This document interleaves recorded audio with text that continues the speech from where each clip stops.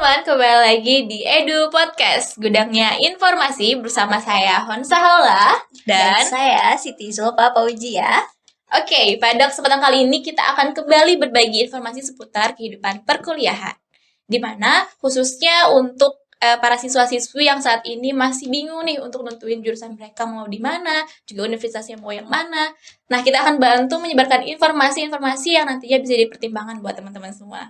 Nah, sebelum itu, aku mau tanya dulu nih Zulfa dari universitas mana dan juga jurusan apa?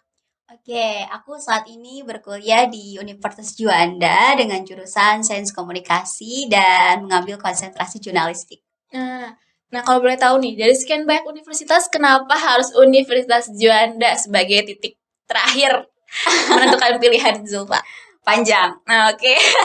Kita bersingkat aja deh. Aku cerita sedikit Iya, ya. Jadi kebetulan waktu itu aku lulus tahun 2019 ya. Tapi seharusnya sekarang udah semester 8 nih. Cuman waktu itu aku nunda dulu 1 tahun. Nah, dari nunda itu aku belajar buat ikutan tes negeri gitu ya Kak. Karena impian aku tuh aku pengen jadi guru bahasa Inggris gitu. Jadi aku harus kuliah di negeri dengan jurusan bahasa Inggris. Tapi qadarullah ya gitu, aku nggak lolos tes UMPTKIN, nggak lolos tes SBMPTN. Jadi waktu itu udah mau masuk nih Kak, dan aku sama sekali nggak tahu gitu harus kemana lagi. Bahkan udah mau kerja, tapi waktu itu aku dapat informasi soal beasiswa. Jadi alhamdulillah aku di Juanda ini dapat beasiswa. Oke. Tuh buat teman-teman yang mungkin sekarang mereka lagi berjuang, lagi survive di SNPTN, SBMPTN ataupun sebagainya, kalian jangan khawatir gitu. Tadi juga aku sempat dengar ada beasiswa ya di Universitas Juanda ini. Banyak. Ya. Mungkin bukan hanya di Universitas Juanda yang mengadakan program beasiswa, tapi universitas lain juga. Cuma karena di sini Zulfa lagi di Universitas Juanda, kita akan tanya-tanya nih, Universitas Juanda ini sudah memiliki program beasiswa apa aja nih, Zulfa? Kalau setahu aku ya, karena aku sendiri beasiswanya itu KIP ya, KIP kuliah.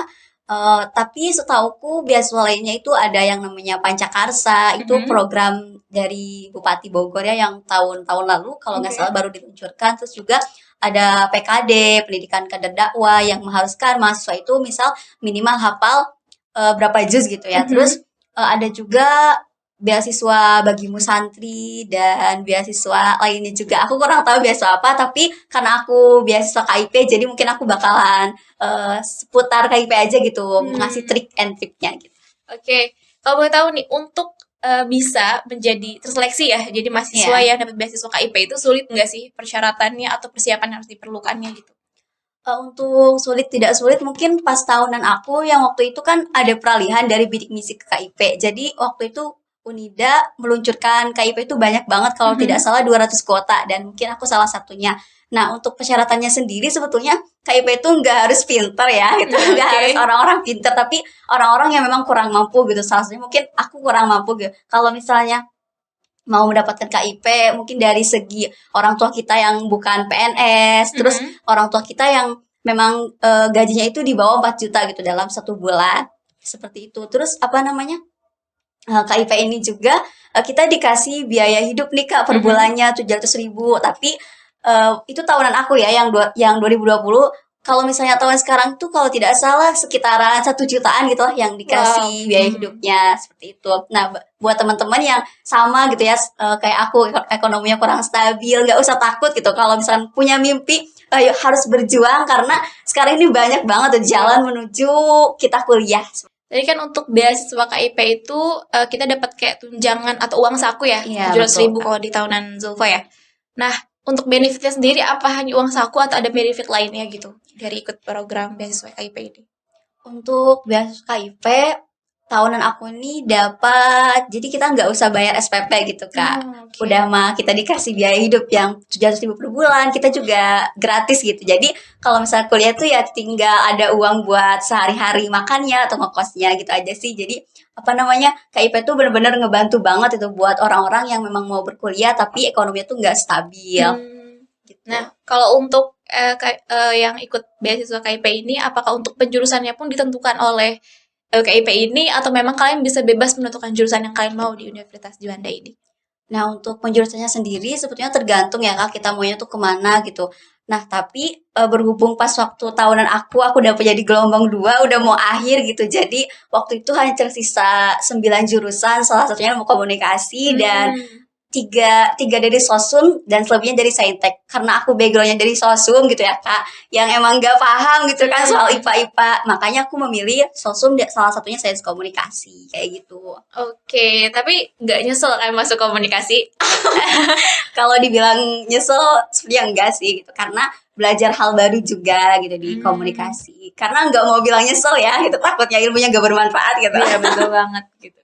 Karena memang sekarang tuh banyak banget mahasiswa yang dirasa salah jurusan gitu ketika mereka menginjak semester 3, 4 dan lanjut gitu mereka tuh terhambat karena mereka merasa salah jurusan nih. Ada nggak sih tips dari Zulfa sendiri gitu gimana supaya mahasiswa ini nggak merasa salah jurusan? Untuk tips and trick dari aku biar si mahasiswa itu nggak salah jurusan ya Kak. Pertama, dari SMA ini kita harus tahu dulu nih bidang kita ini di mana, minat kita itu di mana, kayak expertnya itu di mana gitu. Walaupun itu kecil, tapi kalau bisa dikembangkan kan jadi besar gitu. Betul. Nah, kalau misalnya kita ngerasa kayak lebih enak sosialisasi, terus suka anak kecil, wah itu dia cocok banget nih jadi guru gitu. Hmm. Nah, kayak gitu. Terus kalau misalnya kita ini senang nih di dunia broadcasting, di dunia tulis menulis atau di dunia penyiaran, sama aja sih dengan broadcasting ya. Hmm. Nah, itu boleh masuk jurusan kayak komunikasi. Pokoknya kita tuh harus explore dulu gitu loh. Kayak perbanyak tanya-tanya sama kakak-kakak yang emang udah kuliah. Cocok nggak Hmm. sih gitu di passion kita itu ini gitu. Biar Betul. nanti pas waktu kuliah tuh nggak ngerasa salah jurusan. Karena rugi banget ya kalau misalkan salah jurusan. Kita udah capek-capek kuliah 4 tahun. Salah jurusan gitu. Betul banget teman-teman. Karena dari aku pribadi pun, aku masuk ke Universitas Juanda juga sama, dengan jurusan komunikasi juga yang sama, itu berdasarkan riset gitu. Bukan hanya riset dari universitasnya saja, jurusannya saja, tapi kepada diri kita sendiri juga gitu.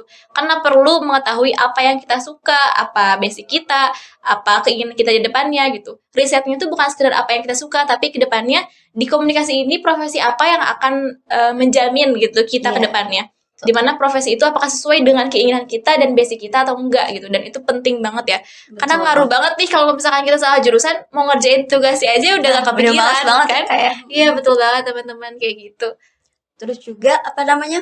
Kalau misalnya kita riset jurusan nih, kita juga harus tahu gitu loh Hmm, prospek dari lulusan ini tuh apa betul. gitu. Salah satunya kan kalau misalnya komunikasi, berarti prospeknya kayak jurnalistika, VR kah. Oh, berarti cocok nih buat orang yang kayak seneng ngomong gitu kan, seneng kayak apa namanya memecahkan masalah gitu berarti Betul. dia lebih condong ke PR. Kalau misalnya kita seneng nih kayak meliput-liput sesuatu berarti dia lebih cocok ke jurnalistik. Kayak gitu Betul sih banget. teman-teman. Pokoknya dari sekarang kayak lebih banyak ngobrol aja gitu sama kakak-kakak yang emang Hmm. udah kuliah sama tanya-tanya juga beasiswa apa gitu yang ada di kampus-kampus mereka. Betul banget teman-teman. Tadi udah dijelasin juga banyak beasiswa yang bisa kalian tempuh di universitas, bukan hanya di Juanda saja, tapi universitas manapun pasti ada jalur beasiswa. Yang membedakan tuh program-program beasiswanya dan juga persyaratannya aja teman-teman. Nah, kalau gitu, Zulfa, menurut Iya. Zulfa nih, seberapa pentingnya sih kita ikut atau melanjutkan ke jenjang pendidikan tinggi gitu? eh Kuliah gitu ya kayak. Iya, betul. Oke. Seberapa penting menurut aku tuh karena penting banget ya kayak Mhm. karena semakin tahun ke tahun gitu kayak jurusan bukan jurusan kayak kuliah itu makin kayak udah hal biasa nggak sih kan Betul. kalau misalkan zaman dulu tuh kalau kuliah wah ini hebat banget itu kuliah nah sekarang mah udah kayak minimal pendidikan tuh S1 ya nggak sih Betul. bahkan jangankan untuk kita bisa apa namanya dapat pekerjaan gitu ya Mhm. kayak seberapa pentingnya tapi lebih ke kuliah tuh menurutku membangun mindset kita kayak Betul. misalkan lebih berkembang juga kita lebih jadi lebih tahu gitu mengatasi masalah tuh kayak gimana sih dan kita melihat semua permasalahan atau yang ada polemik-polemik kehidupan tuh ya lewat di sini gitu lewat Hmm. kuliah. Terus juga kalau misalnya kuliah gak hanya sekedar kita mencari nilai ya kayak nilai A atau nilai nilai A lah gitu. IPK gitu ya. Ya Mhm. bener banget. Tapi kita tuh dapat relasi juga dari Betul. kuliah itu. Terus dapat ilmu-ilmu yang emang nggak akan kita dapat teori-teori gitu. Yang emang nggak bisa kita dapat waktu kita sekolah dulu gitu.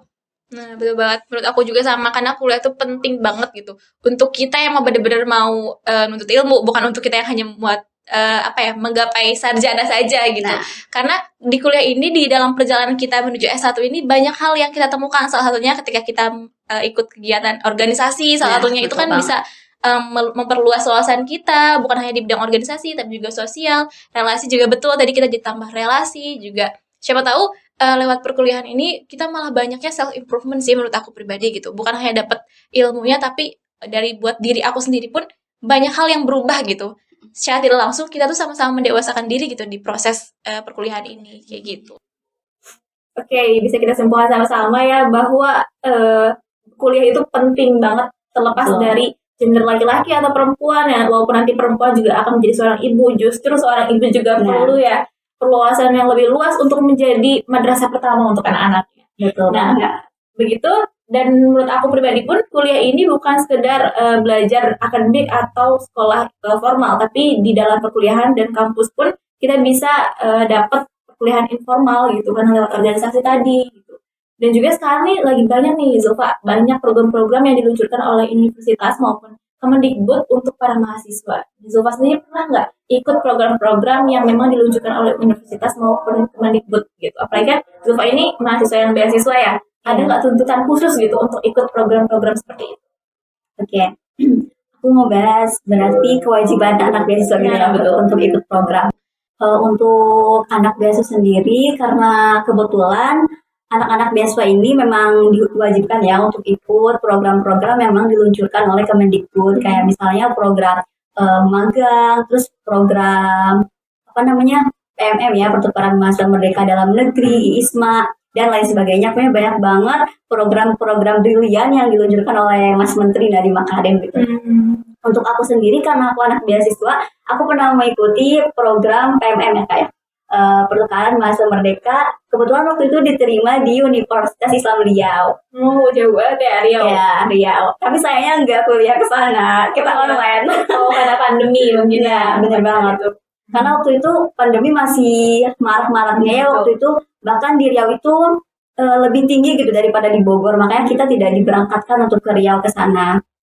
Nah, banyak banget itu Kak benefit-benefit yang kita dapetin dari dari mengikuti program ini gitu. Selain kita dapat pengalaman ya untuk memperbagus CV ini gitu, terus kita juga dapat selama kegiatan tuh kita dibiayai gitu sama LPDP dari program-program itu.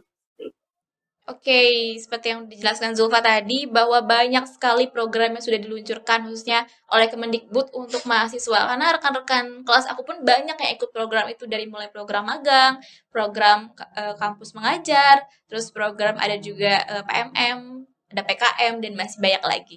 Nah, dari Zulfa sendiri nih, ada nggak sih pesan atau saran buat teman-teman nih yang saat ini masih di SMA, SMK, dan sederajat yang masih kurang motivasi untuk kuliahnya? Oke, mungkin buat teman-teman tadi kurang motivasi ya kayak kita harus ingat bahwasanya kuliah itu sekarang udah jadi tuntutan pendidikan gitu. Betul. S1 tuh sekarang udah nggak se-hype dulu gitu. Jadi kita harus menjadi salah satu bagian daripada orang-orang S1 tersebut. Terus juga kan kita ini kuliah terus kita juga punya gelar, bisa banggain orang tua. Orang tua mana sih yang nggak bangga gitu anaknya bisa kuliah. Terus juga kan tadi kita udah nyinggung soal beasiswa ya kayak. Betul. Bagi teman-teman yang ekonominya nggak stabil, jangan malas untuk kayak searching di sosmed kah, di Google kah, atau tanya-tanya sama kakak-kakak kelas soal beasiswa gitu. Karena sekarang tuh udah banyak banget program beasiswa yang ditawarkan baik oleh pemerintah maupun non pemerintah. Terus juga sebagai anak beasiswa tadi kita jangan semena-mena gitu, mentang-mentang kita ini anak kuliah, anak beasiswa, jadi kita kayak kuliah tuh main-main aja, nggak kayak gitu ya. Bahkan ada tanggung jawab yang benar-benar harus dipegang banget oleh anak beasiswa dibanding anak yang lainnya gitu yang bukan beasiswa. Karena mempertahankan IPK itu sangat-sangat penting gitu bagi anak beasiswa.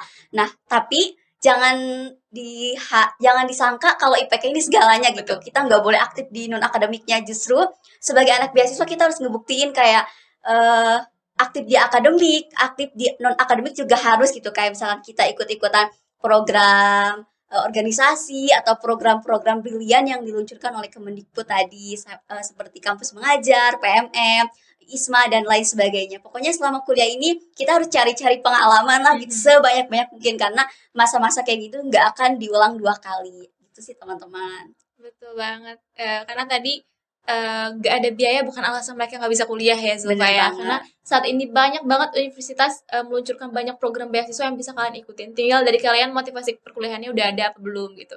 Dan langkah pertama tadi bangun motivasi kalian terlebih dahulu ya. Kalian mau jurusan apa, juga di universitas mana, karena ketika kalian sudah mau dan sudah punya minat itu, semuanya akan dipermudah pasti itu. Bener, Kak. Ya, dan jangan lupa juga search atau riset dulu gitu universitas yang kalian mau, adakah program yang sesuai dengan kalian, adakah minat yang sesuai dengan kalian.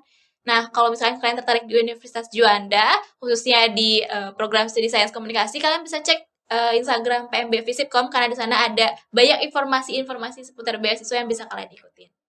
Mungkin cukup sekian ya sharing dari kita. Semoga informasi yang kita sampaikan bisa bermanfaat buat kalian semua, khususnya yang lagi mempersiapkan diri untuk berkuliah. Ya, kalian gitu aja. Sampai ketemu di podcast-podcast berikutnya. Saya Honsa Haula. Saya Siti Zulfa Wijia. Pamit undur diri. Dah.